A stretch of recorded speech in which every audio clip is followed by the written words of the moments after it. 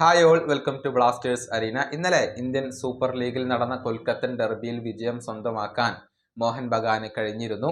ഗുവാഹത്തിയിൽ വെച്ച് നടന്ന മത്സരത്തിൽ ഏകപക്ഷീയമായ ഒരു ഗോളിനാണ് മോഹൻ ബഗാൻ ഈസ്റ്റ് ബംഗാളിനെ പരാജയപ്പെടുത്തിയിട്ടുള്ളത്. മത്സരത്തിന്റെ തുടക്കത്തിൽ തന്നെ മോഹൻ ബഗാന്റെ സൂപ്പർ താരമായ ജാമി മക്ലാരൻ ഒരു ഗോൾ കണ്ടെത്തുകയായിരുന്നു. ആ ഗോളാണ് മോഹൻ ബഗാന് ഈ ഒരു വിജയം സമ്മാനിച്ചിട്ടുള്ളത്. മുൻ കേരള ബ്ലാസ്റ്റേഴ്സ് താരമായിരുന്ന ദിമിത്രിയോസ് ഡയമൻഡക്കോസ് ഈ മത്സരത്തിൽ ഈസ്റ്റ് ബംഗാളിന് വേണ്ടി കളിച്ചിരുന്നു.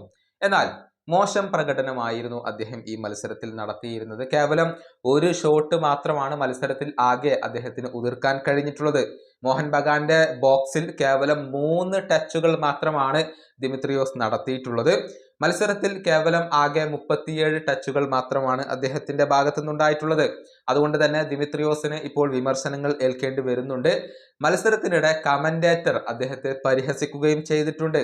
എപ്പോഴും നിലത്ത് വീഴുന്നതിനെയാണ് കമന്റേറ്ററായ പുലാസ്റ്റ ദർ ഇപ്പോൾ പരിഹസിച്ചിട്ടുള്ളത്.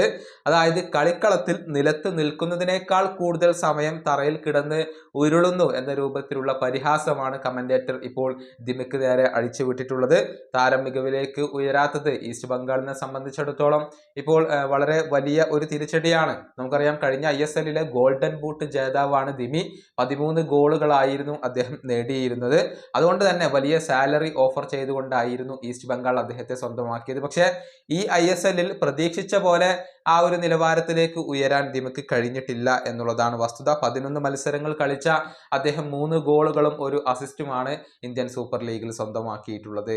ഈ വീഡിയോയുടെ അവസാനിപ്പിക്കുന്നു. അടുത്ത വീഡിയോയുമായി വീണ്ടും കാണാം.